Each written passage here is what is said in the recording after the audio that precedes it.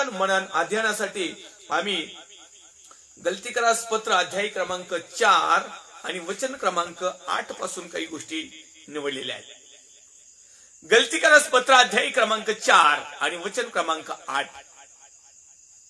तथापि पूर्वी तुम्ही देवाला ओळखीत नव्हता, तेव्हा जे वस्तुतः देव नाहीत त्यांचे गुलाम होता, पण आता तुम्ही देवाला ओळखता, किंबहुना देवाने तुमची ओळख करून घेतली आहे, तर मग दुर्बळ व निस्सत्व कशा दुर्बळ आणि दुसरा एक पॉइंट आहे निस्सत्व अशा प्राथमिक शिक्षणाकडे या। दुर्बळ व निस्सत्व अशा प्राथमिक शिक्षणाकडे पुन्हा कसे वळता प्रश्नचिन्ह आहे। दुर्बळ निस्सत्व आणि प्राथमिक शिक्षण, त्याचे गुलाम तुम्ही नव्याने होण्याची इच्छा कशी धरता? वार महिने सणाचे काळ व वर्षही तुम्ही पाळता। तुमच्यासाठी मी केलेले श्रम कदाचित व्यर्थ झाले असतील अशी मला तुमच्या संबंधाने भीती वाटते। परमेश्वराची योजना, परमेश्वराची देखील हीच घटना आहे ती प्रेषित पौल साहेबांनी सांगितलेली आहे। कारण प्रभूला स्वीकारण्यापूर्वी अनेक लोकांनी, त्यामध्ये मी पण आहे, तुम्ही पण आहात, संपूर्ण जग आहे, देवाला ओळखीत नव्हते, परंतु आता आमच्या 70 पिढ्या 7 पिढ्या नामधारीपणा आणि आमच्या आजेन पंजे जेव्हापासून ख्रिस्ती झाली, जेव्हापासून देवाला ओळखायला लागली, तीच ओळख आमच्यापर्यंत आली आणि आजही आम्ही ज्याला देव म्हणत नाहीत अशा वस्तुतः देव नाहीत त्याचे जे गुलाम आमचे पूर्वज होते ना, आजही आम्ही तेच गुलाम आहोत।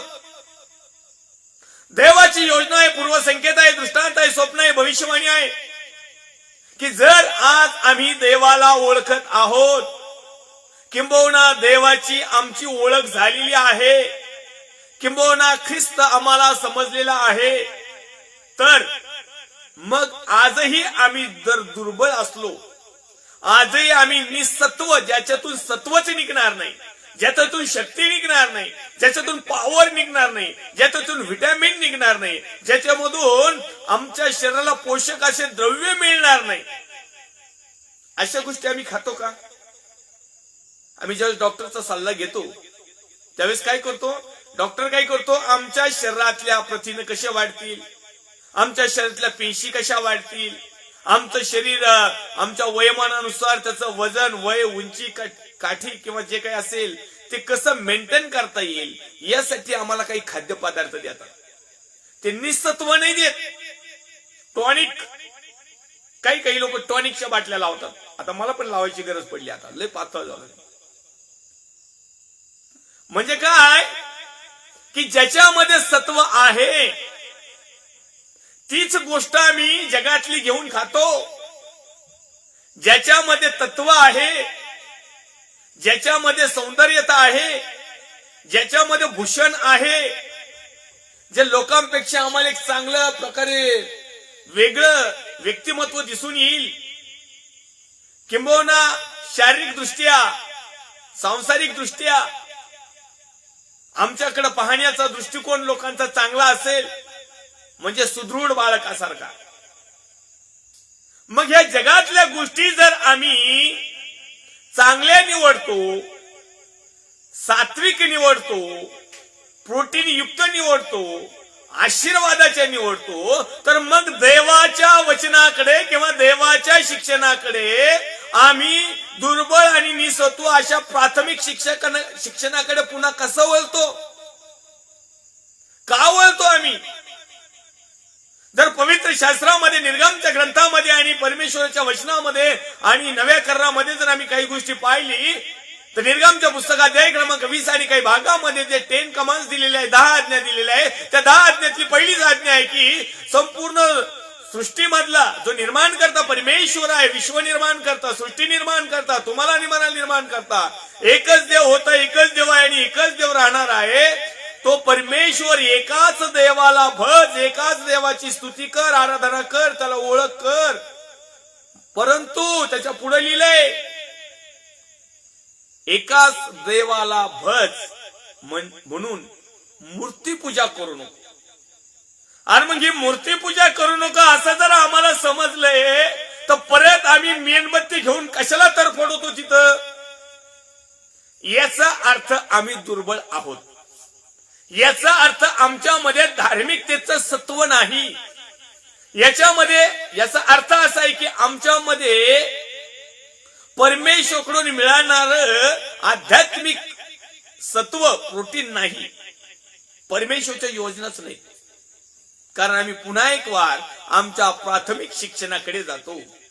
आज या वर्षी जर आम्ही आमच्या लेकराला KG, नंतर LKG, UKG, first standard, second standard, जसं आमचं लेकरू मागच्या वर्गातून पुढच्या वर्गात गेलो आम्ही परत मागच्या वर्गात जातो का? नाही जातील का? असे कुणी आहेत काय बाप का आपलं पोरग 10वीला गेले त्याला म्हणजे नाही नाही 7वीलाच घाला परत माग घ्या, जमल का? नाही ना. मग आम्ही आमचं सगळं ज्ञान, बुद्धी, चातुर्य, सध्याची जी मीडिया आहे त्याच्या माध्यमातून आज आम्हाला एक सत्य कळतंय, तरी आम्ही प्राथमिक शिक्षणाकडे तिकडे जातो. याचा अर्थ आम्ही निसत्वाशी आहोत. याचा अर्थ आम्ही दुर्बळ असे आहोत. याचा अर्थ आम्ही पुन्हा एक वार गुलाम होण्याची इच्छा धरतो. परमेश्वराची इच्छा आहे, परमेश्वराची योजना आहे की आम्ही गुलामगिरीतून सुटून यावं. त्यासाठी देवाचा पुत्र प्रभू येशू ख्रिस्ताने त्याचं पवित्र देह अर्पण केलं, यासाठी की आम्ही पुन्हा एक वार त्या गुलामगिरीत जाऊ नये. आणि ज्या अर्थी आम्ही परमेश्वराची योजना सोडून दिली, ज्या अर्थी परमेश्वरचे पूर्वसंकेत नाकारले, ज्या अर्थी परमेश्वराने आमच्याविषयी रचलेले स्वप्न, दृष्टांत, दर्शन, भविष्यवाणी, प्रकटीकरण, त्याच्या इच्छा, त्याच्या प्लॅन किंवा त्याच्या आमच्याविषयी असणारं बक्षीस जे आम्हाला माहिती करून देखील जर आम्ही पुन्हा एक वार प्राथमिक शिक्षणाकडे जर वळायला सुरुवात केली तर याचा अर्थ आम्ही पुन्हा एक वार नव्याने गुलाम होत आहोत. याचा अर्थ असाच आहे की देवाचा पुत्र प्रभू येशू ख्रिस्ताने आमच्यासाठी रक्त सांडलं हे शक्यच झालं नाही. ज्याच्यासाठी रक्त सांडलं ना तो वळतो, तो बदलतो, तो परिवर्तित होतो. तो प्राथमिक शिक्षणाकडे जात नाही, तो पहिली दुसरी बे करीत नाही. आज आम्ही पुन्हा एक वारती त्याच ठिकाणी जात आहोत. कशा करीत? यासाठी की आमच्या जगातल्या इच्छा पूर्ण व्हाव्या. हे प्राथमिक शिक्षणाकडे का जातात लोक? त्या प्राथमिक शिक्षणामध्ये सगळ्या गोष्टीला सवड आहे, फ्रीडम आहे. या प्राथमिक गोष्टीला काही करता येतं. कारण आमच्या आजोबा पंजोबांनी किंवा आमच्या खापर पंजोबांनी किंवा नामधाऱ्या लोकांनी आम्हाला हीच सवय लावली. आम्हाला हाच ख्रिस्त दाखवला, आम्हाला हाच देव दाखवला. त्यांनी जसं केलं तसंच आम्ही त्यांच्या पावलावर पाऊल टाकून पुन्हा एक वार गुलामगिरीत जात आहोत. आज परमेश्वराची योजना समजून घेणं खूप महत्वाचं आहे. म्हणून प्रेषित पौल साहेब गलती करायच्या लोकांना म्हणत आहे की मी सुरुवातीला जी सुवार्ता सांगितली होती आणि त्या सुवार्तेमध्ये स्पष्टरित्या तुम्हाला सांगितलं होतं की ख्रिस्ताने तुमच्या आणि माझ्या आणि मानव जातीसाठी त्याचं पवित्र आणि अनमोल रक्त सांडलं आणि आम्हाला, तुम्हाला आणि जगातल्या प्रत्येक विश्वास ठेवणाऱ्याला त्या सैतानाच्या गुलामगिरीतून सोडवलेलं आहे. आता आम्ही गुलाम नाहीत, आम्ही देवाचे लोक आहोत, पुत्र आहोत, कन्या आहोत, दास आहोत, सेवक आहोत, मित्र आहोत, त्याच्या राज्याचे वारीस आहोत. तर मग पुन्हा एक वार तुम्ही प्राथमिक शिक्षणाकडे पुन्हा कसे वळता? प्रश्नचिन्ह केलं त्यांनी गलती करायच्या लोकांना. याचा अर्थ असा नाही की फक्त गलती करायच्या मंडळीलाच तो असं म्हणत आहे. आज हे वचन तुमच्या आणि माझ्यापर्यंत आज पण तेच आहे. आज तुम्हाला आणि मला जर म्हणत आहे, जर आम्ही दुर्बळ आणि निसवतो अशा प्राथमिक शिक्षणाकडे पुन्हा जर वळालो, ज्याच्यामधून आमची उन्नती होणार नाही, ज्याच्यामधून आमची आध्यात्मिकता वाढणार नाही, ज्याच्यामधून आमची आत्मिकता वाढणार नाही, ज्यामधून आम्ही सत्याकडे येणार नाही, जोपर्यंत आम्ही कृती आचरण करणार नाही, अशा गलत प्राथमिक शिक्षण म्हणजे काय? सुरुवातीला कसंही पण चालतं, पण एकदा का मनुष्य पक्का झाला मग कसंही नाही चालत. सुरुवातीला बोबडे बोलत असताना लेकरू जेव्हा शिवी देते ना, त्याच्या आई बापाला लय कौतुक, व्हिडिओ कॅसेट करू दाखवतात, पाहुण्याला फोन करू सांगत, बघा ना एवढीच आहे, आताच बोलता यायला लागलं, चांगला 2-4 शिव्या फेकतोय धन, बघा कॅसेट बघा, किती आनंद वाटतो. पण तेच लेकरू जरा मोठं झालं आणि त्यांनी जर दिली ना शिवी, कसं वाटतं बघा बरं, आनंद वाटतोय का? असाच प्रकार तो सुरुवातीला बोलायला शिकतो म्हणून त्याच्या जे काही गलती किंवा पाप किंवा प्राथमिक शिक्षण आहे ते रद्द होतं. पण जसा तो मोठा होतो अशा प्रकारे त्याला समजबुद्धी येते आणि मग त्या समजबुद्धीमधून जर त्यांनी ती शिवी दिली त्याच लेकरांनी तर मात्र ती गोष्ट आमच्यासारखी घातक आहे. मग अशाच प्रकारे आम्हाला जोपर्यंत ख्रिस्त माहिती नव्हतं तोपर्यंत आमच्या पूर्वजांनी किंवा बाकीच्या लोकांनी आम्हाला येडावाकडा ख्रिस्त दाखवला. त्याच्यामध्ये चुका असतील, प्राथमिक शिक्षण असेल, त्याच्यामध्ये थोडंसं इकडे तिकडे असेल, 19-20 असेल, पण तो आज आम्ही प्रौढ झालेलो आहोत, आज आम्ही परिपक्व झालेलो आहोत, आज आम्हाला सत्वाची गरज आहे. पण आज अनेक लोकांचं सत्वच गायब झालेलं आहे. अहो देवाच्या सेवकाचं सुद्धा सत्व गायब झालंय.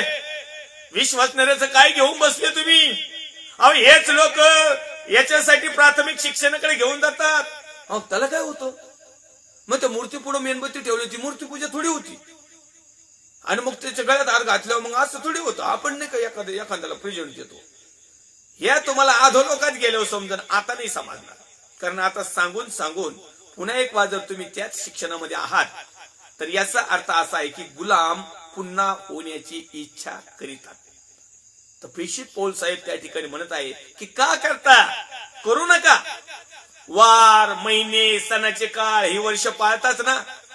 तुमच्यासाठी मी केलेले श्रम कदाचित व्यर्थ झाले असतील अशी मला तुमच्या संबंधाने भीती वाटते. म्हणजे ज्या गलती कराच्या मंडळीचा जो फाउंडर आहे, जो संस्थापक अध्यक्ष आहे ना, त्याने जी गोष्ट शिकवली होती त्याच्या व्यतिरिक्त हे लोक वागायला, उठायला, बसायला, बोलायला सुरुवात झाली. त्यावेळेस ते प्रेषित पौल साहेब त्यांना म्हणत आहे की एवढं सगळं शिकून, सगळ्या गोष्टी करून पुन्हा एक वेळा जर तुम्ही त्याच गोष्टी करत आहात तर मला भीती वाटते किंवा मला कदाचित माझा पस्तावा येईल. तो म्हणत आहे की तुमच्यासाठी मी केलेले कदाचित श्रम कदाचित व्यर्थ झाले असतील असं मला तुमच्या संबंधाने भीती वाटायला लागली.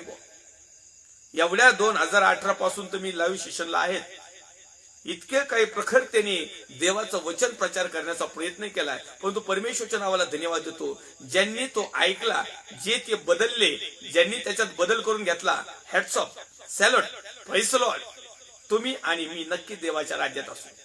परंतु बाकीच्यांनी फक्त कानाची खाज जिरण्यासाठी जर काही ऐकले असतील आणि तो विषय सोडून दिला असेल आणि परत तिथंच तरफाडे असतील तर ते अधोलोकात 100% दिसल्या जातील. मी न्यायाधीश नाही, मला काय पुढं काय होणार याचं सांगितलं नाही, पण हे रेव्होल्युशन प्रकटीकरण ज्याला म्हणतात ना, भविष्यवाणी, ही आमच्या वागण्या, उठण्या, बसण्या, बोलण्यावर लगेच समजून येते. आणि ह्या गोष्टी आम्ही सहजासहजी विसरता कामा नये.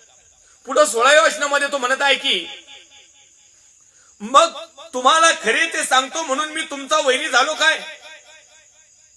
ही देखील परमेश्वरची योजना आहे की जे खरं सांगतात ना ते देवाचे नाही, विश्वासणारीचे नाही, सत्व पाळणाऱ्यांचे नाही, पण तुझे प्राथमिक शिक्षणामध्ये अडकलेले आहेत किंवा जे नामधारी आहेत किंवा जे जगिक आहेत अशा लोकांना ज्या वेळेस देवाचे सेवक सत्य सांगतात त्यावेळेस हे लोक आमचे वैरी होतात. अख्खं जग वैरी हो, पण तो परमेश्वर माझ्या बाजूने जर आहे, परमेश्वर तुमच्या बाजूने जर आहे तर काही फरक पडत नाही. पण आज लोकांना जगाचं वैर नकोय. त्यांनी परमेश्वराने वैर केलं तरी चालतं, पण जगाशी वैर नकोय. जगाशी त्यांची मैत्रीच पाहिजे. जगामध्ये त्यांना व्हावाच पाहिजे. जगामध्ये ते एकमेकाला काहीच करणार नाही. कारण तेरी बी चूप आणि मेरी बी चूप जगात होतं तसं आध्यात्मिक क्षेत्रात नाही, स्वर्गाच्या राज्यात नाही. तिथं चुपचाप नाही, तिथं स्पष्टरित्या आहे. जो बलवान असेल, जो सत्ववान असेल आणि ज्यांनी नव्याने शिक्षण घेतलेलं आहे आणि जो नवीन परिवर्तन ज्यांनी केलेलं आहे, असे लोक ज्यावेळेस खरं सांगतात त्यावेळेस लोकांच्या दृष्टिकोनातून ते वैरी असतात. माझे इतके पाच पानच म्हणण्याच्या ऐवजी ना आख्या महाराष्ट्रभर जेवढे नामधारी आहेत ना आणि जे याच्यावरील सेवा करतात आणि इतकं स्पष्ट ऐकतात ना, ते तर 100% आपल्या वैरी. फक्त त्यांची डेअरिंग होत नाही पुढे यायची, ते पाठीमागून गोळ्या आणि ते. या ठिकाणी 17व्या क्रमांकाचं वचन खूप महत्वाचं आहे. तसं पवित्र शास्त्र, उत्पत्ती ते प्रकटीकरण सर्वच महत्वाचं आहे. पण आजच्या भागाला साजल असं 17व्या क्रमांकाचं वचन आहे. ते लोक तुम्हास मिळून घेण्याची खटपट करतात. हे जे संस्था निर्माण झालेत ना, ज्या मंडळ्या निर्माण झाल्या, जे चर्च निर्माण झालेत, जे प्रोफेसाई करणारे, भविष्यवाणी करणारे, ज्या छोट्या मोठ्या मिनिस्टर तयार झालेत ना, आगड तगड, हे लोक काय करतात? काही लोक प्राथमिक शिक्षणाकडे घेऊन जातात, काही लोक सध्याच्या शिक्षणाकडे घेऊन जातात, काही लोक पवित्र आत्म्याच्या शिक्षणाकडे घेऊन जातात, काही यवा विटनेसच्या शिक्षणाकडे घेऊन जातात, काही ओनली जीजसकडे घेऊन जातात, कुणी झेंड्याखाली घेऊन जातं, कुणी सगळं जमा करून जातं, कुणी कोणत्या आईकडे घेऊन जातं. हे सगळे शिक्षणाचे प्रकार आहेत. आणि या गोष्टी तुम्हाला समजणं खूप महत्वाचं आहे. कदाचित तुमच्या धार्मिकतेच्या अति धार्मिकतेमुळं तुम्ही यामध्ये सापडल्या जातात. पण तो जो देवाच्या वचनावर चिंतन मनन अध्ययन करून त्याचं जीवन जगण्याचा नेटाने प्रयत्न करतो ना, तो मात्र याच्यात सापडत नाही. भलं दुनिया एकीकडे आणि विश्वासणारा एकीकडे असलं तरी चालत. तर या ठिकाणी हे लोक काय करतात? ते लोक तुम्हास मिळून घेण्याची खटपट करतात. चांगली गोष्ट आहे. देवाच्या सेवकांनी मेंढरांना मिळून घेण्याची, एकत्र करण्याची 100% खटपट करावी. आणि यासाठी परमेश्वराने त्यांना पाचारण केलेलं आहे. पण हे अर्धवट. त्याच्या पुढचं वाक्य ऐका.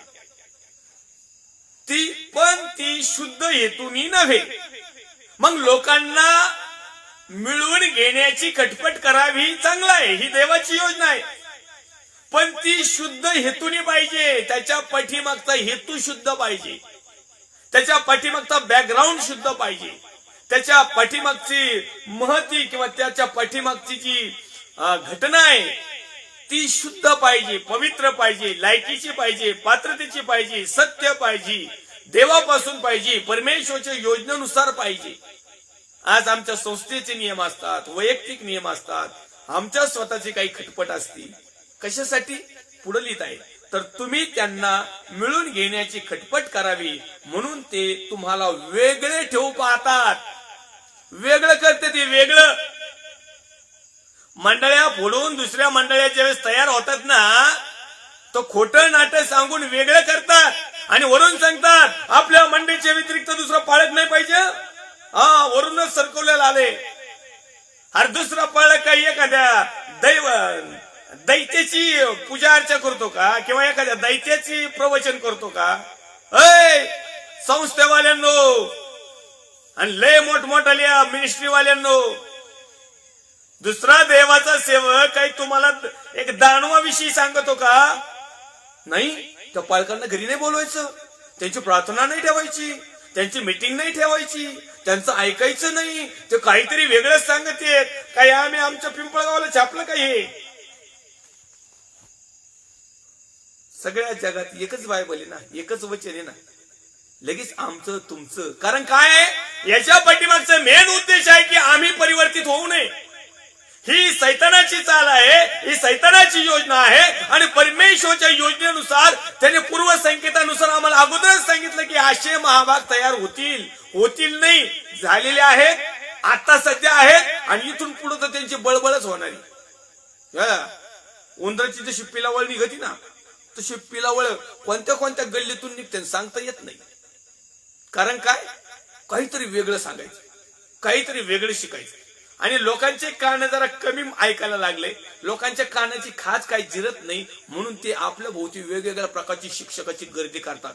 याचं शिक्षण घे, त्याचं शिक्षण घे, त्याचं शिक्षण घे. शेवटी अधोलोकात जायचं. परंतु सत्याचं शिक्षण काही घेत नाही. आणि सत्य नको पण असतं त्यांना. एक सत्व देणार, सात्विकतेचं बलवान बनवणार, आध्यात्मिक क्षेत्रामध्ये परमेश्वराच्या योजना पूर्ण करणारी शक्ती आम्हाला, ते खाद्य जे आहे ना, खाद्य, देवाचं वचन ही खाद्य आहे. आणि म्हणून आम्ही या ठिकाणी पाहत आहोत की तुम्हाला योग्य बाबतीत मिळून घेण्याची सर्वदा खटपट करावी, हे चांगलं आहे. बिलिव्हर्स लोकांना एकत्र करण्याची, मिळून घेण्याची, ख्रिस्तामध्ये आणण्याची, प्रभूमध्ये ठेवण्याची, परमेश्वराच्या योजनेमध्ये ठेवण्याची खटपट जी आहे, कार्य जे आहे, कृती जी आहे, ती चांगली आहे. असं देवाचं वचन पण सांगताय, परमेश्वराची योजना पण सांगताय. हे चांगली आहे. आणि हे केवळ मी तुम्हाजवळ आहे तेव्हाच करावा असं नाही. माझ्या मुलांनो, तुम्हामध्ये ख्रिस्ताचे स्वरूप निर्माण होईपर्यंत मला पुन्हा तुमच्या संबंधी प्रसूत वेदना होत आहे. याचा अर्थ काय झाला की यांच्यामध्ये, तुमच्यामध्ये, माझ्यामध्ये, जगामध्ये, सेवकामध्ये, शिष्यामध्ये, प्रिस्तुबरमध्ये, पाळक, याजक, पास्टर, रेव्हरंड, बिशप, गुरुजी, पोप, कोऑर्डिनेटर, आणखीन कोणते कोणते अपोस्टल, पोस्टल, काय कोणते कोणते म्युन्सिपालिटी वाले आहेत काय माहित नाही. ख्रिस्ताचं स्वरूप नाहीये. आज आमच्यामध्ये ख्रिस्ताचं स्वरूप नाही, हे स्पष्टरित्या प्रकटीकरण आहे. आमच्यामध्ये ख्रिस्ताचं स्वरूप नाही दिसत. आमच्यामध्ये जगाचं स्वरूप दिसतं. आमच्यामध्ये कायनाचं स्वरूप दिसतं. आमच्यामध्ये लोटाचं स्वरूप दिसतं. आमच्यामध्ये शिमोन जादूगाचं स्वरूप दिसतं. आमच्यामध्ये यहुदा इस्करियोतचं स्वरूप दिसतं. आमच्यामध्ये ख्रिस्ताचं स्वरूप नाही दिसत. ही एक शोकांतिका आहे. तर प्रेषित पौल साहेब त्या गलती करायच्या लोकांना म्हणत आहेत, त्या मंडळीला म्हणत आहेत की माझ्या मुलांनो, तुम्हामध्ये ख्रिस्ताचे स्वरूप निर्माण होईपर्यंत मला पुन्हा तुमच्या संबंधी प्रसूत वेदना होत आहेत. जशी एखादी गरोदर स्त्री प्रसूत वेदना तिला होतात, डायरेक्ट नाही होत, तर टायमिंग जवळ आल्यानंतर तिला प्रसूत वेदना चालू होत्यात. मग आता हा टायमिंग फार मसन वाटत जायचा आलाय. कुणाकुणाच्या पेट्या तयार झाल्यात, कुणी कुणी गेलेत, पण कुणी कुणी खड्ड्याजवळ आलेत. तरीही अजून ख्रिस्ताचं स्वरूप जर तुमच्या आणि माझ्यामध्ये निर्माण होत नाही, तर याचा अर्थ काय? आज आम्हाला समजून घेणं महत्वाचं आहे. परमेश्वरची योजना आहे की ख्रिस्ताचं स्वरूप आमच्यामध्ये निर्माण व्हावं आणि ते आम्हाला करावं लागेल. आणि ज्याच्यामध्ये ख्रिस्ताचं स्वरूप नाही ना, तो स्वर्गाच्या राज्यात जाऊ शकणार नाही. कारण स्वर्गाच्या राज्यामध्ये फक्त ख्रिस्ताच्या स्वरूपात असणारे, ख्रिस्ताचं स्वरूप ज्यांच्यामध्ये निर्माण झालेलं आहे, तेच लोक सार्वकालिक वतनामध्ये जाणार आहेत, बाकीचे नाहीत. मी पास्टर आहे, मी याजक आहे, मी एक अधिकारी आहे, मी सेवा करतो, मी सगळ्या गोष्टी करतो, मी प्रवचन सांगतो, काय करायचं ते करतो, मिरेकल येतात, चिन्ह होतात, चमत्कार होतात. ही झाली माझं बाह्य स्वरूप. पण हे करीत असताना माझ्यामध्ये जर ख्रिस्ताचं स्वरूप नाही ना, तर येणाऱ्या दिवसात माझ्यासाठी देखील स्वर्ग बंद असेल. कारण ख्रिस्ताचं स्वरूप केव्हा येतं? ज्या वेळेस आम्ही परमेश्वर पित्याची इच्छा आम्ही आमच्या कृती आणि आचरणामध्ये आणतो. आणि म्हणून तो शेवटच्या काळामध्ये न्यायाच्या समयाला ज्यावेळेस तुमच्या आणि माझ्यासारखी किंवा माझ्यापेक्षा भारी भारी जे मोठमोठाले आहेत ना, मानवलेले, जे लंगडे उठवतात, आंधळेला दृष्टी येते, बाहेरला कान येतात, वाळलेले हात नीट होतात, पॅरलेस नीट होतो, अटॅक नीट होतात, काय काय वेगवेगळे रोग येते ते नीट होते, असे जे आहेत ना, हे त्या दिवशी येतील आणि म्हणतील, प्रभूजी आम्ही तुझ्या नावाने भूतं घातली, सुवार्ता सांगितली, संदेश दिला, सगळ्या गोष्टी केल्या. परमेश्वर म्हणेन मी तुम्हाला ओळखीत नाही, गेट आउट. लगेच गेट आउट करीन तो. मग आपण म्हणतो कसं काय शक्य? आम्ही त्या सगळ्या गोष्टी केल्या, आम्ही मेसेज दिला, मी तर लय छाप मध्ये म्हणून लय घसा ताणून ताणून मेसेज दिला प्रभू मी. अहो घसाला पार इतका आराम, त्याच्यासाठी 1 महिना आराम घ्यावा लागला, इतका घसा दुखुस्तर प्रभू मी तुझा प्रचार केला, ताणून ताणून. एकालाही नाही सोडला, फेस टू फेस बोलत होतो. प्रभू म्हणशील सगळं केलंस दाढीवाल्या, पण ख्रिस्ताचं स्वरूप तुझ्यामध्ये नाहीये, गेट आउट. हो, हे होणार आहे. आणि म्हणून तुम्ही आणि मी जिवंत असतानाच परमेश्वराची योजना काय हे समजून घेणं खूप महत्वाचं आहे. लेक्चर देणं खूप लय भारी वाटत, सुवार्ता सांगायला लय भारी वाटत, ट्रॅक्स वाटायला लय भारी भारी वाटत आहे की नाही, मिरेकल झाल्यावर लय भारी वाटत. आमच्या नावाने एखाद्याने साक्ष दिली ना, पास्टर राजू आल्लट यांनी प्रार्थना केली आणि मी नीट झाले, प्रभूचा गौरव असो. कधी? पार एंडला, आणि पहिल्यापासून घ्यायचा पाळकच आहेत, आम्हाला साक्ष भेटतात. ख्रिस्ताचं स्वरूप नाही, त्या पाळकात आहे, ज्याच्या जीवनात काम झाले त्याच्याही जीवनात नाही. ख्रिस्ताचं स्वरूप ज्याच्यामध्ये आहे ना, तो सर्व काही ख्रिस्ताला गौरव देतो, ना कोणत्या माणसाला ना कोणत्या पाळकाला. ठीक आहे, पाळक हा मध्यस्थी आहे असं तुम्हाला वाटत असेल, पण तो बायबल सांगतोय मनुष्य आणि परमेश्वर याच्यामध्ये जर कोणी एक मध्यस्थ असेल तो फक्त प्रभू येशू ख्रिस्त आहे. आई नाही, बापही नाही, बहीण नाही, पाळक नाही, पास्टर नाही, फादर नाही, खुदरही नाही, कोणीच नाही. फक्त आमची मध्यस्थी करणारा जर कोणी पित्यासमोर असेल तर तो फक्त प्रभू येशू ख्रिस्त आहे. तो मध्यस्थ आहे. आम्ही कोण आहेत? आम्हाला जी कामगिरी दिली ती कामगिरी आम्ही जर चूक ठेवली तर आमचा प्रवेश तिथं होईल. पण आम्ही जर खायासाठी जर आमची कामगिरी जर लाभासाठी तोंडपूजापणा करताना जर आम्ही प्राथमिक शिक्षणाकडे गेलो किंवा आम्ही नुसतं लोकांना मिळून घेण्याचीच खटपट केली किंवा फक्त दानपत्र, दशमोल, देणगी, रुमालाचे तुकडे, तेलाच्या बाटल्या आणि पाण्याच्या बाटल्या एवढ्याच ऐकायचं जर द्वारान धरलं आणि लोकांना आपल्या ग्रुपमधून वेगळं ठेवलं, दुसऱ्या पालकाला येऊनही दिलं, तर ही गोष्ट याचा अर्थ ख्रिस्ताचं स्वरूप त्या याचकामध्ये निर्माण झालेलं नाही, त्या फादरमध्ये निर्माण झालेलं नाही, त्या ब्रदरमध्ये निर्माण झालेलं नाही. आणि ज्या लोक सेवा करतो तर त्यांच्यात तर विषयच नाही. कारण आम्ही लगेच म्हणतो मी अमक्याचा, मी फलाण्याचा, तो बिस्तान्याचा. अरे ख्रिस्ताचे म्हणा ना, कवर तुमचे संस्थान, कवर तुमचं हे.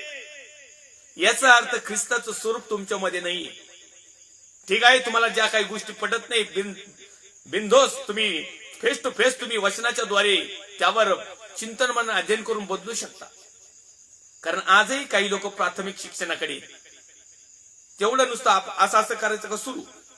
काही काही लोकांना अशी करायची जी सवय लागली ना, रस्त्याला कुणाचंही मंदिर दिसू लगेच असं करायला सुरुवात करते, चुम्मा बिम्मा घेऊन मोकळे. तर या सगळ्या गोष्टी पाहून ऐकून ज्या वेळेस जो गलती करायचा जो मंडळीचा जो फाउंडर प्रेषित पौल होता, तो म्हणतो माझ्या मुलांनो तुम्हामध्ये ख्रिस्ताचं स्वरूप निर्माण होईपर्यंत, म्हणजे याचा अर्थ ख्रिस्ताचं स्वरूपच निर्माण झालं नाही. आता पुन्हा एक वार तुमच्या संबंधाने प्रसूत वेदना होत आहेत. यावेळी मी तुमच्या बरोबर हजर असतो व माझा स्वर बदलून मला तुमच्याशी बोलता आले असते तर मला बरे वाटले असते. कारण तुमच्या संबंधाने मी बुचकळ्यात पडलो आहे. मी 22 वर्षात हेच प्रकारे माझेही अनेक लोकांना सत्य सांगितलं. आजही मी बुचकळ्यातच पडलेलो आहे. जसं प्रेषित पौल साहेब पडलात ना, देवाचा जो खरं ओरिजिनल सेवक आहे ना तो बुचकळ्यात पडतो. इतक्या दिवस मी सेवा केली, इतक्या दिवस मी सत्य सांगितलं, इतक्या दिवस मी यांना कुत्र्यांपुढे टाकलं, पण हे वेगळंच झालं. असाच प्रश्न पौल साहेबांना पण पडलाय. असाच प्रश्न काही पाळक लोकांना देखील पडलेला आहे. जे original the man of God म्हटले गेलेलं आहे ना, जे सत्यामध्ये जे समर्पित झालेले आहेत ना, ज्यांच्यामध्ये ख्रिस्ताचं स्वरूप निर्माण झालेलं आहे ना, ज्यांच्याकडे दैवी वचन आहे ना, जे सात्विक आहे ना, जे नीतिमान आहेत, जे प्रामाणिक आहेत, जे थोडक्याविषयी विश्वासू आहेत, जे परमेश्वराच्या सानिध्यात आहेत किंवा जे परमेश्वराच्या योजनेनुसार चालणारे जे पाळक वर्ग आहेत, पास्टर वर्ग असतील, फादर असतील, रेव्हरंड असतील, बिशप असतील, कोऑर्डिनेटर असतील, जे काही असतील, परंतु ते देवाच्या गौरवासाठी ओरिजिनल असते ना, आज त्यांनाही हाच प्रश्न पडलेला, हे बुचकळ्यात पडलेत. माझ्यासारखा तर स्पष्टरित्या सांगून मोकळा झाला, आपल्याला काही चर्च चालवायचं नाही, काही नाही, फक्त देवाचा प्रचार करायचा. हे चर्चचे लोक काही सुधरत नाही. पण असं सगळ्याच पाळकांनी केलं तर लोक मात्र नरकात जातील. आणि म्हणून माझी विनंती देवाच्या अभिषिक्तांना की तुमच्या मेंढरांना या प्राथमिक शिक्षणातून बाजूला आणा. आगणीतून घुसून ओढून ताडून त्यांचं तारण साधा. आणि जर नसले तर तसेच पडू द्या, तिथं काही फरक नाही पडत. आमचं काम आहे देवाची सेवा करणं. कारण तो म्हणत आहे ना, तुमच्या बरोबर हजर असतो. यांनी पत्र लिहिलेलं आहे. तो म्हणतो मी जर का भाऊ समोर हजर असतो मग माझा स्वर बदलून, जसं तुम्ही माझा स्वर बदललेला पाहता ना कंटिन्यू, तुमच्या पालकांचा स्वर असं एकदम लो क्वालिटी मधला आणि माझा स्वर किंवा देवाच्या अभिषिक्तांचा स्वर जसा कडक टाईट रागाने एकदम त्याला आत्मिकतेने आत्म्याने सामर्थ्याने जो स्वर येतो ना चुकल्यानंतर, जी अधिकारवाणी येते ना, ती अधिकारवाणी पौल म्हणतो मी जर तुम्हाला नुसतं पत्र नसतं लिहिलं, मी जर का समोर असतो मग माझा स्वर बदलला असता, मला बरं वाटलं असतं जरा, म्हणून तर मला बरं वाटत. असं बोलल्यानंतर देवाचं वचन सांगितलं ना स्पष्टरित्या, मला बरं वाटत. हे एक माझा आत्मिक आनंद आहे. जे तुम्ही नियमशास्त्राधीन व्हावंच पाहता ते तुम्ही नियमशास्त्र ऐकत नाही का हे मला सांगा ना. कारण शास्त्रात असे लिहिले आहे की अब्रामाला 2 मुलं होते, एक दासीपासून झालेला व एक स्वतंत्र स्त्रीपासून झालेला. तरी दासीपासून झालेला देह स्वभावानुसार जन्मला आणि स्वतंत्र स्त्रीपासून झालेला वचनामुळे जन्मला. आज तुम्ही वचनाच्या नवीकरणात आहात का?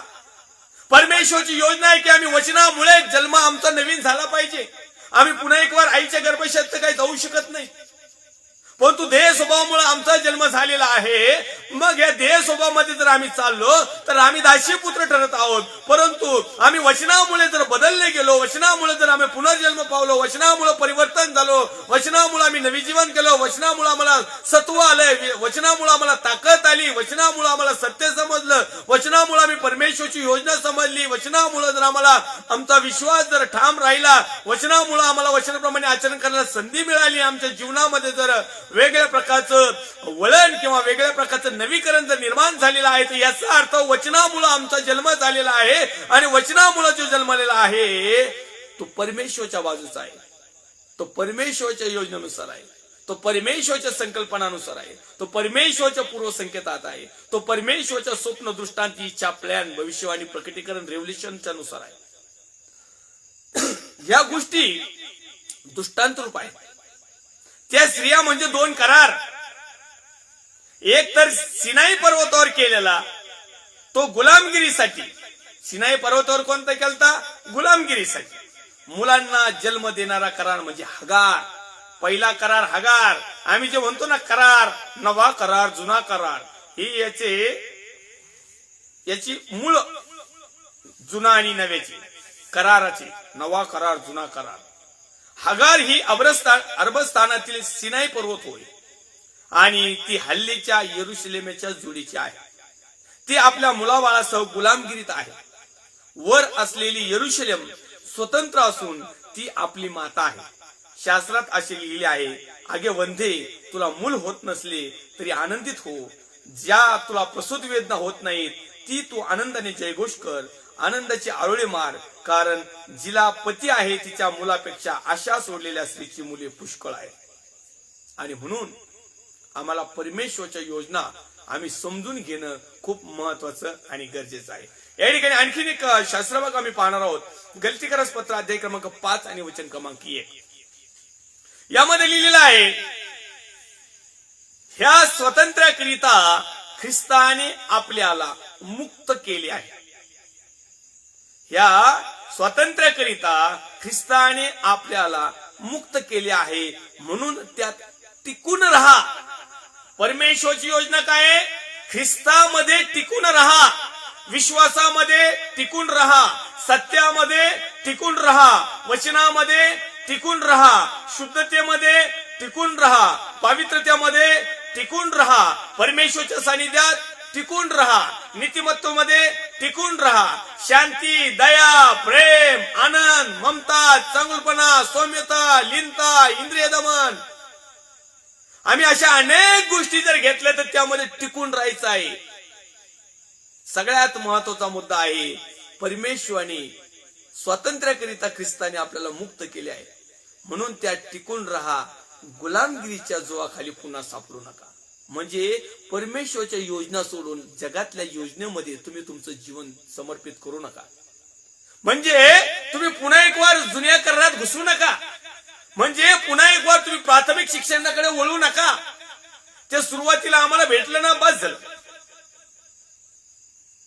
आणि म्हणून आम्हाला नव्या काही गोष्टी जाणून घेणं, समजून घेणं खूप महत्वाचं आणि गरजेचं आहे. आणखीन आपण आणखीन एक 16व्या क्रमांकाचं वचन वाचूया. पवित्र आत्म्याचं मार्गदर्शन ही परमेश्वरची योजना आहे. आम्ही कुणाचं मार्गदर्शन घेतो? ज्याला पवित्र आत्मा नाही. पण परमेश्वर म्हणतोय की ज्याच्याकडे पवित्र आत्मा आहे किंवा जो रिअल होली स्पिरिट, जो सत्याचा कैवारी पवित्र आत्मा जो आहे, त्याचं मार्गदर्शन घ्या. आणि त्याचं मार्गदर्शन कडक असतं बरं का. त्याचं मार्गदर्शन सत्य असतं. त्याचं मार्गदर्शन कडूच असतं, कडू पण नीटच करणार असतं. त्याचं मार्गदर्शन म्हणजे नाकातले केस तोडण्यासारखंच. त्याचं मार्गदर्शन म्हणजे फेस टू फेस. त्याचं मार्गदर्शन म्हणजे तो काय म्हणत नाही अपमान होईल का, मान होईल का, सन्मान होईल का, आदर होईल. त्याला जे काही पटतं, जे काही ख्रिस्ताकडून येतं, जे काही देवाकडून येतं, जे काही परमेश्वरच्या योजनेमध्ये तेवढंच तो सांगतो, बाकीची वार्ताळ नाही सांगत. म्हणून 16व्या वचनामध्ये तो लिहित आहे, मी तर म्हणतो, असं प्रेषित पौल साहेब म्हणतात, मी तर म्हणतो आत्म्याच्या प्रेरणेने चाला, म्हणजे तुम्ही देह वासना पूर्ण करणारच नाही. आणि म्हणून आम्हाला परमेश्वरच्या योजनेमध्ये आत्म्याच्या प्रेरणेने चालावे लागेल, वचनाच्या प्रेरणेने चालावं लागेल, सत्याच्या प्रेरणेने चालावं लागेल, परमेश्वरच्या योजनेनुसार चालावं लागेल. त्यावेळेस आम्ही जगात असणाऱ्या आमच्या देहाच्या आम्ही आत्मिक गोष्टीकडे आमचं जास्तीत जास्त लक्ष असेल. कारण देह स्वभाव, देह वासना आत्म्याविरुद्ध आहे आणि आत्मा देहवासनेविरुद्ध आहे. ही परस्पर विरुद्ध आहे. यासाठी की जे काही तुम्ही इच्छिता ते तुमच्या हातून घडू नये. आता तुमची इच्छा काय आहे की इच्छा ती पूर्ण व्हावी. प्रत्येक मनुष्याच्या जीवनामध्ये आहे की माझी इच्छा अमुक अमुक आहे आणि ती पूर्ण व्हावी. मग ती होत नाही. मग का होत नाही त्याचं कारण हे आहे, आम्ही अर्ध इकडं अर्ध तिकडं, अर्ध इकडं अर्ध तिकडं. आम्ही थोडं आत्म्याच्या प्रेरणेने चालवतो, थोडं जगाच्या प्रेरणेने चालवतो, थोडं पाळक साहेबाच्या प्रेरणेने चालवतो, थोडं आमच्या लिडरच्या प्रेरणेने चालवतो, बाकीचं उरलेलं आम्ही आमच्या मनाने चालवतो. कारण आमच्यावर नियंत्रण करणारा आत्मा नाहीये, आमच्यावर नियंत्रण करणारं जग आहे. जगातल्या गोष्टी आहेत, दिसणाऱ्या आहेत, फसवणाऱ्या आहेत, आम्हाला अधोलोकाकडे घेऊन जाणारे आहेत. आणि म्हणून आम्ही पवित्र आत्म्याचं मार्गदर्शन स्वीकारणं आणि त्या मार्गदर्शनाप्रमाणे चालणं ही काळाची गरज आहे. गलतीकराचं पत्र अध्याय क्रमांक 6 आणि वचन क्रमांक 8 वाचूया. मी या समाला तुम्हाला रेफरन्स जोडीत चाललेलो आहे, कारण आपल्याला एपिसोड पुढे न्यायचा आहे. गलतीकराचं पत्र अध्याय क्रमांक 6 वचन क्रमांक 8, जो आपल्या देह स्वभावासाठी पेरतो त्याला देह स्वभावापासून नाशाचं पीक मिळतं. आणि आमच्या जीवनाचा नाश व्हावा ही परमेश्वरची योजना नाहीये. परमेश्वराने पूर्व संकेत करून ठेवलं नाही का त्याच्यावर विश्वास ठेवण्याचा नाश व्हावा. अहो, देवाची योजना काय आहे? योहान 3:16 मध्ये आम्ही सातत्याने पाहत आहोत की जो कोणी त्याच्या नावावर विश्वास ठेवेल त्यातला एकाचाही नाश होऊ नये. मग इथं जर आमचा जर नाश होत आहे, आम्ही ख्रिस्ताला स्वीकारलंय, प्रभूला स्वीकारलंय, चर्च मध्ये जातो, सगळ्या गोष्टी करतो, सगळ्या फॅसिलिटी घेतो, परंतु जर आज आमचा जर नाश होत आहे तर याचा अर्थ आहे की आम्ही देह स्वभावाप्रमाणे जगतो. याचा अर्थ असा आहे मी देह स्वभावाने पेरतो. आणि पेरणारा कोण आहे माहिती का? पाळक, फादर, पास्टर, हे जे कोणी आहेत ना, लीडर्स लोक, अपोस्टल, पोस्टल, सुवार्थी, भविष्यवक्ते, प्रॉफिसाई, प्रॉफिट, हे ज्यावेळेस पेरतात ना, हे देह स्वभावासाठी पेरतात. आणि त्यांचे प्रमुख कोण सांगतो? फॉरेनला जायचं, आत्मा नाही जात. श्रीमंत व्हावं आत्म्याला नाही वाटत, गरिबी राहावी आत्म्याला नाही वाटत, सार्वकालिक वतन मिळावं देहाला नाही वाटत. फॉरेनला जायचं हे देहाच्या योजना, हे देह स्वभाव.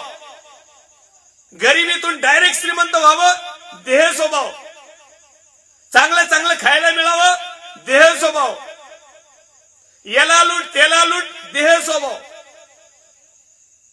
काही नसताना कुणाचं बळच आपल्याकडे घे ओढून लाभासाठी तोंड पूजापन करणं देह स्वभाव. आणि म्हणून हे देह स्वभाव पेरणारे दुसरे तिसरे नाही, हे देवाच्या सेवकाचं टोपण नाव घेऊन आलेले, त्यांची कॉपी करून आलेली, हे जोराक्स, हे डुप्लिकेट. आणि अशा डुप्लिकेट सेवकापासून कृपया सावधान राहा. कारण हे ज्यावेळेस देहा स्वभावासाठी पेरतात त्यावेळेस देव स्वभावापासून नाशाचंच पीक मिळतं. असं आहे का? आमची भविष्यवाणी सांगितल्यानंतर आम्ही त्याला काही देत नाही. अहो, जर 4-5 लाख रुपये दवाखान्यात आम्ही घालतो आणि आमचं पेशंट नीट होत नाही आणि एखाद्या देवाच्या सेवकाने प्रार्थना केली आणि पेशंट नीट झाला तर 5-50 हजार रुपये द्यायला काय जातंय? बोलून दाखवी देत असं. 50-50 हजार रुपये द्यायला काय होत होतं? हे देह स्वभाव आहे. आणि जो आत्म्यासाठी पेरतो ना त्याला आत्म्यापासून सार्वकालिक जीवन हे पीक मिळतं. मग आमची खटाटोप हीच आहे ख्रिस्ती मनुष्याची, भावाची, बहिणीची, आई वडिलाची, सेवकाची, की आम्हाला सार्वकालिक जीवन हे पीक मिळावं. परंतु जर आम्ही देह स्वभावाची पेरणी केली तर देह स्वभावाचीच कापणी करावी लागेल. आणि देह स्वभावाची कापणी ही आमच्यासाठी चांगली नाहीये, लाभाची नाहीये. देह स्वभावाची कापणी जी आहे ना तर निस्तेज आहे. देह स्वभावाची जी कापणी ती निसत्व आहे. देह स्वभावाची कापणी जी आहे ती दुर्बळ आहे. देह स्वभावाची कापणी जी आहे ती प्राथमिक आहे. देह स्वभावाची जी कापणी किंवा पेरणी किंवा जी काही काटणी किंवा फळ असेल ना ते नाशाचं आहे, ते जगाचं आहे. त्याचा साठा अधोलोकात केला जातो, स्वर्गाच्या राज्यात नाही. स्वर्गाच्या राज्यात साठा कोणता केला जातो? जो आत्म्यासाठी पेरतो, म्हणजे ज्याचा आत्मा जो याजक असेल, प्रिचर असेल, टीचर असेल, फादर असेल, XYZ असतील, देवाचे सेवक, विश्वासणारे भाऊ बहीण आई वडील असतील, जे आत्म्याची वाढ होण्यासाठी पेरले जातं त्यांच्या वाट्याला आत्म्यापासून सार्वकालिक जीवन हे पीक मिळतं. मग मला जर स्वर्गाच्या राज्यातलं पीक जर पाहिजे तर मी आत्मिकरित्याच पेरणी करील. आणि मला जर नाशाचं पीक पाहिजे असेल आणि त्याच्या बदल्यात इथं जर प्रॉपर्टी मिळवायची असेल तर मी लोकांची मनधरीच करील, लोकांच्या पापावर पांघरूनच घालील. लोक कसेही वागू आम्ही म्हणणार प्रेज द लॉर्ड, छान, व्हेरी गुड, चांगलं कुटुंब आहे, आत्मिक कुटुंब आहे, धार्मिक कुटुंब आहे. तुमच्यासारखं एकही कुटुंब दुसऱ्या गावात या गावात सापडत नाही. तुम्हीच एक उत्तम आहात. सगळं हेच. आमची चुकी नाही सांगणार, आमची चुकी नाही सांगत. कारण चुकी सांगितल्यावर आमची आत्मिक वाढ होती आणि चुकी दाबून ठेवल्यावर आमची जगिक वाढ होती. मग हे सर्वस्वी तुम्हाला ज्या परमेश्वराने तुम्हाला आणि मला बनवलं आणि ज्या परमेश्वराने देवाच्या योजना देवाच्या सेवकाला सांगितल्या आणि ज्यांना त्या समजल्या त्यांनी ह्या लोकांपर्यंत पोहोचूया. मग काय होईल? चांगले करण्याचा आपण कंटाळा करू नये. आमच्याकडून काही कधी चांगलं होत नाही, कारण आपण न खचलो तर यथाकाळी आपल्या पदरी पीक पडेल. कोणतं? सार्वकालिक. आम्ही कोणत्या पिकाची वाट बघतो? प्रार्थना केली का 4 पैसे वंगाडायचे, हे पीक आमचं. फोन आला, हॅलो पास्टर साहेब प्रार्थनेला येतं का? हो येस. कधी यायचंय? हो पण एवढे मी दानपात्र घेत नाही. हा मी आपलं असं काही देवाकडून काही घेत नाही. फक्त माझ्या गाडीचा खर्च द्या, फक्त पेट्रोल पाणी द्या, फक्त माझ्या बरोबर आलेल्या सेवकाचं जे काही असेल ते द्या, त्यांचा जेवणाचा खर्च करा. म्हणजे चांगला नीट 4-5 हजाराला झोपून मोकळा जा. ना एकटा तर फडण करणं प्रयत्न कायला खिटीम घेऊन जातो बोंबलत आणि तिथं जाऊन स्वतःचा डामडोल करतो. आज चांगला करण्याचा आपण कंटाळ करू नये, कारण आपण न खचलो तर येता काही आपल्या पदरी पीक पडेल. पण आता सध्या जगिक पीक आपल्या पदरी पडावा आणि आपलं शेजाऱ्याचंही भागवावा म्हणून जर टेम्पू जर तुम्ही एखाद्याच्या गरीबाच्या घरी जातात आणि तिथं प्रार्थना करतात, चांगली गोष्ट आहे. सुवार्थ सांगतात, चांगली गोष्ट आहे. चांगलं काम करतात, चांगली गोष्ट आहे. पण तिथं गपचूप उपाशी आहे ना माग, मग याला म्हणतात चांगली गोष्ट आहे. तुम्ही तर तिथं 4-5 हजाराला टाकल्याशिवाय येत नाही. दुर्दैवी घटना आहे. परमेश्वरच्या योजनेनुसार योजना नाहीये. तर मग जसा आपणाला प्रसंग मिळेल त्याप्रमाणे आपण सर्वांचे व विशेषतः विश्वासाने एका घरच्या झालेल्यांचे बरं करावं.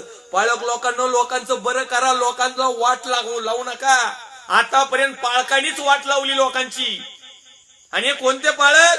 जे परमेश्वरची योजना सोडून जगातल्या योजना जे राबवितात, जगातली स्कीम जे राबवितात ना, हे ते लोक की ते लोकांना विश्वासाने एकत्र करतात.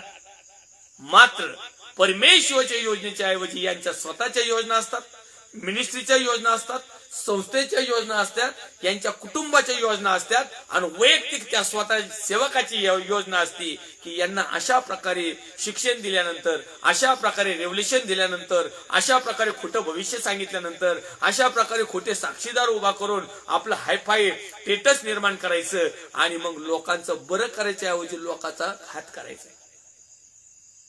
आतापर्यंत रेकॉर्ड सांगा ना मला. अहो जे दान दशमोस अर्पण देणगी बिनगी जे देतात ना ते किती लोटफोड झाले बघ. आहे का? आहे का तुमच्यामध्ये काही वाढ? आणि ज्याला देतो ते आता बांधायला लागले ना बंगल्यावर बंगले, चांगल्या 5-5, 7-7 मजली झाल्या. फॉरेन करन्सी मध्ये त्यांचं जमा व्हायला लागले बॅलन्स, इथले अकाउंट बंद व्हायची पाळी आली. तुमचे काय आहे 100 रुपये नाही तर 500 रुपये, काय याच्या पुढे तुमच्या अकाउंट मध्ये नाही. ते मानवलेले प्रॉस्टर हो, त्यांच्यासारखं एक सुद्धा नाही. खूप गर्दी असती. हो, किती दानपेटी भरती ती, लाखोनी पैसे आता. अरे तुमचे जातात त्याचं काय? सावधान. खोट्या प्रोफेट, खोटे शिक्षक, खोटे प्रेषित, कपटी कामदार, खोट्या भविष्यवाणी सांगणारे, खोट्या प्रकटीकरण सांगणारे सिस्टर्स, खोट्या दृष्टांत दर्शन दाखवणारे पास्टर्स, अपोस्टल, भविष्यवक्ते, जे परमेश्वराची योजना नसून त्यांच्या मनातलं कपट जर तुमच्यापर्यंत पोहोचून जर तुमचा नाश करीत असेल तर तुम्हाला सावधान करायचं परमेश्वराने सांगितलंय. मी आपलं सावधान करण्याचा प्रयत्न करतो. शेवटी तुमच्या हातात आहे, कारण परमेश्वर आमच्या प्रत्येकाचा हिशोब घेणार आहे, माझाही आणि तुमचाही.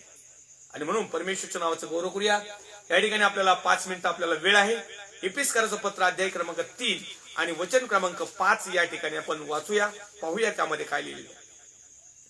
ते रहस्य जसे आता आत्म्याच्या द्वारे त्याच्या पवित्र प्रेषितांना व संदेष्टांना प्रकट करून दाखवले आहे, तसे ते इतर पिढ्यांच्या मनुष्य संतानास कळवण्यात आले नव्हते. आणि हीच तर खरी बोंबाबोंब. प्रकटीकरण फक्त देवाच्या सेवकाला होतो, जो सेवा करतो त्याला, जगातल्या लोकांना नाही होत. जगातल्या लोकांना झाले तरी म्हणते तुला काय येतं, तू काय पास्टर आहेस का, तुला काय येतं, तू सिस्टर आहेस का, तू पालकीन बाई आहेस का. एखादं बळच म्हणलं ना मला देवाने हे दाखवलं ते दाखवलं, मला असं वाटतंय तसं वाटतंय, त्याचं कुणी मनावर नाही घेत. पण यांनी सांगितलं ना, डोळे झाकले आणि देव मला हे दाखवतो, झालं शिक्कामोर्तब झालं बा. मग त्याच्या मनातलं सांगतोय का, त्याच्या समस्या सांगतोय का, त्याच्या प्रश्नाचं उत्तर धुंडाईसाठी तुमच्याकडून काही सांगतोय, काय आहे का नाही.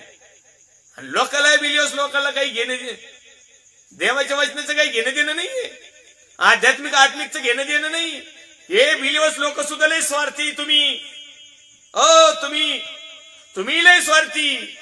तुम्हाला ज्यावेळेस गरज येते हॅलो पास्टर साहेब झालंच. तुमची एकदा गरज संपली का तिकडे पास्टर साहेब कोविड मध्ये सापडलाय का गेलाय का, काय ते 40 वर्ष श्राद्ध झालं काय काय माहित नसतं.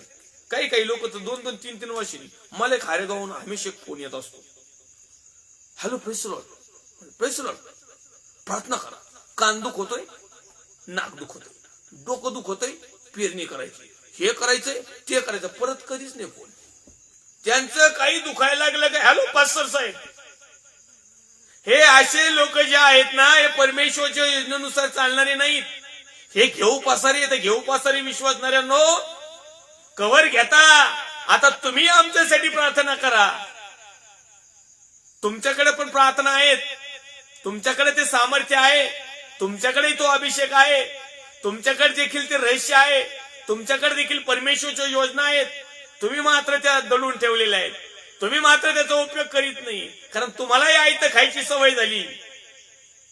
हो, थोडस ऐकायला जरा थोडस खराब वाटल, सत्य करा प्रार्थना, गुडघे टेकवा, मागा प्रभूकड. काय त्या पाळकाच्या पुढे करीता. त्याला फोन करत होते, म्हणतो मी आय एम बिझी. कायच बिझी? दानपात्रातल्या नोटा मोजायला बिझी असतो तो. या ठिकाणी आम्हाला एपिस्कराच्या पत्र अध्याय क्रमांक 3 वचन क्रमांक 5 मध्ये सांगतोय की ते रहस्य जसे आता आत्म्याच्या द्वारे त्याच्या पवित्र प्रेषितांनाच परमेश्वराचं रहस्य प्रकट होत असतं. पवित्र परमेश्वराचे जे सेवक आहेत, संदेष्टे आहेत, पेस्तुबर आहेत, पाळक आहेत, पास्टर आहेत, गुरुजी आहेत, कोऑर्डिनेटर आहेत, फादर आहेत, पण जे पवित्र आहेत त्यांना ह्या कोणत्याही कुठून उठून सुटून येते याची लायकी ना पात्रता सगळ्या लोकांना लुबडीत चलित, यांना बरे संदेष्ट येतो, यांना बरं भविष्यवाणी होतात, यांच्याबरोबर बरं देवाचा आत्मा बोलवतो. आणि आम्ही काही देवाच्या आत्म्याला काही असं मुसकडून कुसकडून टाकीतो काय? अवे सगळ्या दुनियाची गाळ आणि खरवड हे आमचं भविष्यवाणी सांगतात, हे आमचं रेव्होल्युशन सांगतात आणि हे म्हणतात की देवाने पवित्र आत्म्याने आम्हाला दाखवलं आणि यांची चाल चलवणूक वागणं उठणं बसणं लुटणं आमच्या समोर दिसतंय आणि आम्ही वर तोंड करून असं त्यांच्या पुढे डोकं खाली घालतो. ते रहस्य जसं आता आत्म्याच्या द्वारे त्याच्या पवित्र प्रेषितांना जे पवित्र आहेत ना त्यांनाच प्रकटीकरण होतं, त्यांनाच भविष्यवाणी होती, तेच दर्शन होतं, तेच दृष्टांत सांगू शकतात, त्यांनाच स्वप्न पडतात, त्यांनाच परमेश्वर त्याचे पूर्वसंकेत सांगतो, त्यांनाच परमेश्वरची योजना समजल्या जाती आणि ते तुमच्या आणि माझ्यापर्यंत पोहोचल्या जाती. आजकाल कुणाला उठून सुटून भविष्यवाणी येतात. फेसबुकला आम्ही पाहतो, युट्यूबला बघतो, सगळे प्रोफेट नावानी चालेत, सगळे भविष्यवक्तेच झालेत. एकही पास्टर बना नाही, एकही सुवार्थिक बना नाही, एकही टीचर बना नाही, एकही प्रीचर बना नाही, एकही सत्यवादी बना नाही. सगळे नुसते जे ते उठसूट नुसते प्रोफेटिकलच, नुसतं प्रॉफिसाय, नुसत्या भविष्यवाणी करायला सुरुवात केली. पण तो बायबल या ठिकाणी एपिस्कराच्या पत्र अध्याय क्रमांक 3 वचन क्रमांक 5 मध्ये सांगतोय की देवाचं रहस्य जे आहे ना, देवाची योजना जी आहे ना, त्या पवित्र लोकांसाठी. तुम्ही आणि मी जर पवित्र जीवन जगत आहोत तर आमच्यासाठी त्या योजना आहेत. पण अनेक लोक आहेत अपवित्र असताना ते प्रकटीकरण सांगतात, इकडं खोटं बोलत तिकडं प्रकटीकरण सांगतात, इकडं लोकांना लुटतात तिकडं देवाच्या दया आणि प्रेमाविषयी संदेश देतात, इकडं मनात सत्याविषयी आदर नाही आणि तिकडं रडू रडू संदेश सांगतात, लोकांना एकत्र करतात. वागणं उठणं बसणं बोलणं पाहिलं तर नरकाच्या पलीकडे दुसरं काहीच नाही. प्रेषितांना व संदेश त्यांना प्रकट करून दाखवले तसे ते इतर पिढ्यांच्या मनुष्य संतानास कळविण्यात आले नव्हते आणि आजही कळत नाही. पण आता मलाच हा प्रश्न पडलेला आहे की हे लोक उठून सुटून यांना प्रकटीकरण भविष्यवाणी होतंय कसं, यांना दिसत तरी कसं? अनेक लोकांचे मला पण फोन येतात, पाळक साहेब आमच्यासाठी प्रार्थना करा, आणि प्रार्थना केली, काही दिसलं का नाही, काही समजलं का नाही, काही देवाने दाखवलं का? बस लोकांचं याच्यावरच लय धडाका. कृपया दिसणाऱ्या गोष्टीवर जाऊ नका, दिसणाऱ्या गोष्टी फसवणाऱ्या असतात. दृश्य गोष्टीकडे अदृश्य गोष्टीकडे आपलं लक्ष असावं. येऊया परमेश्वरच्या नावाला धन्यवाद देऊया. आजचा वेळ झालेला आहे प्रार्थनेचा. नव्याने विनंती आलेली आहे, जाधव परिवार नागरदेवळेमध्ये आमच्या आईसाठी आम्ही प्रार्थना करणार आहोत. कृपया या प्रार्थनेमध्ये सर्वांनी प्रार्थना करा. भिंगारदेवे फॅमिली यांच्यासाठी प्रार्थना विनंती आहे, ते आजारी आहेत. मीरा लोखंडे यांच्या पतीसाठी देखील प्रार्थना करायची आहे, ते देखील आजारी आहेत. चंद्रलेखा पोपट साळवे या बहिणीसाठी देखील तरुण बहिणी आहे, तिच्यासाठी जरी प्रार्थना आठवण ठेवा. अर्चना ओहोळ, सुनील ओहोळ, शीतल ठोंबे, उमेश गायकवाड, राजगुडू परिवार, आलिशा हिवाळे, आकाश जगदने आणि एक सुनील बंधू आहेत यवत गावामधून, पुणे सिटीमध्ये, पुणे जिल्ह्यातून यवत या ठिकाणून बंधू सुनील सुवार्थिक आहेत आणि त्यांच्या कुटुंबासाठी सेवेसाठी देखील प्रार्थना विनंती आलेली आहे. येऊया आपण सर्वजण मिळून प्रार्थना विनंती करूया.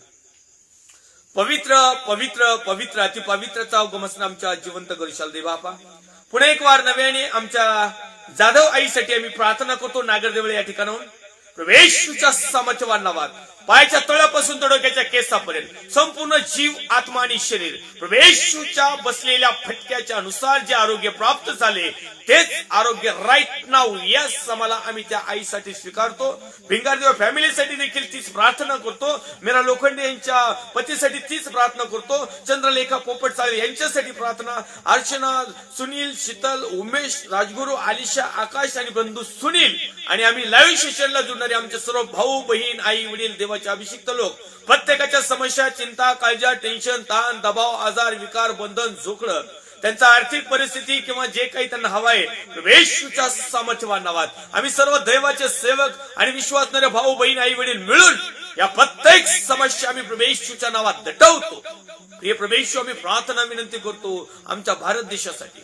भारत देशातील सर्व राज्य, विशेष करून माझा महाराष्ट्र राज्य, महाराष्ट्र राज्याचे मुख्यमंत्री माननीय उद्धवजी साहेब, त्यांचे सर्व सहकारी टीम, विरोधी पक्ष नेते माननीय देवेंद्रजी साहेब, त्यांचे सर्व सहकारी टीम, सर्व पोलीस डिपार्टमेंट, डॉक्टर्स, नर्स, सेवाभावी संस्था, मिलिटरी फोर्स जवान, कमांडोज, त्यांचे कुटुंबीय, सर्व शेतकरी वर्ग आणि त्यांच्या परिवार आणि त्यांच्या समस्या, चिंता, काळज्या आणि प्रिय प्रभू, आम्ही प्रत्येक जण तुझ्या अपवित्र हातामध्ये देतो. प्रत्येकाच्या लायकी पात्रतेप्रमाणे, विश्वासाकृती आचरणाप्रमाणे आम्हाला देऊन तू तृप्त कर. येणाऱ्या दिवसामध्ये परमेश्वर देव बापा, आम्ही तुझ्या योजनेनुसार जीवन जगण्यास सुरुवात करावी म्हणून प्रिय विशेष कृपा तू आमच्यावर कर. सर्व आदर, गौरव, सन्मान मी तुला देतो. मी आणि माझा परिवार तर मरणाच्या टोकापर्यंत आत्म्याने आणि खरेपणाने सेवा करण्यासाठी विशेष कृपादृष्टी माझ्यावर कर. माझी आई, माझे वडील, माझी पत्नी, माझे दोन्ही लेकर, संदेश आणि सुवार्ता आणि स्वतः मी तुझ्या पवित्र हातामध्ये येतो. आम्हाला तुझ्या कृपेच्या आईमध्ये ठेव, तुझ्या ज्ञानामध्ये ठेव, तुझ्या संयमामध्ये ठेव, तुझ्या सामर्थ्यामध्ये ठेव, तुझ्या अभिषेकामध्ये ठेव, तुझ्या सत्यामध्ये ठेव, तुझ्या आत्मिकतेमध्ये ठेव आणि विशेष करून तुझ्या योजनेमध्ये आम्ही अनुकरण करणारी असं आम्हाला बनव. आमच्यातला एकही हरवू देऊ नकोस आणि उद्या तुझ्या नावाचा महिमा आणि गौरव. येशू ख्रिस्त आमचा उद्धार, जो होता, जो आहे, जो येणार आहे. ज्या लेकरांची आज आम्ही नावाने प्रार्थना केली, त्या प्रत्येकाला ज्यांनी आरोग्य दिलं, त्या नाझरेत येशूच्या नावात छोटीशी प्रार्थना मागतो. स्वर्गीय पित्यात होईल. आमेन. प्रवेश रक्त की जय, प्रवेश रक्त की जय, प्रवेश रक्ताचा जयकार असो. Amen, amen, amen. Praise the lord. Thank you. God bless you.